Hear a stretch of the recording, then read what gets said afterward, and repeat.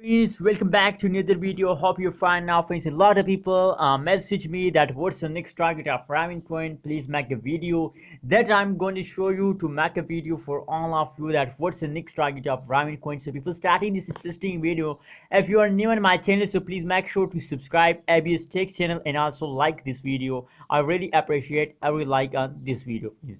As you can see here, for the next price prediction chart and for the next target of the Ramen coin detection, we have to look the last 1 day price prediction.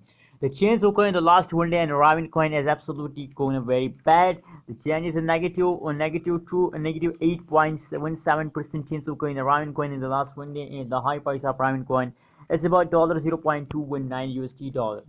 Now what's going next in Ravencoin? As you can see here in the angular mode, they goes like this line. As you can see, if we look the day price prediction of the Ravencoin, so they goes like in this situation, friends. As you can see here, that is a situation. I'm trying my best, but at this time the changes are going.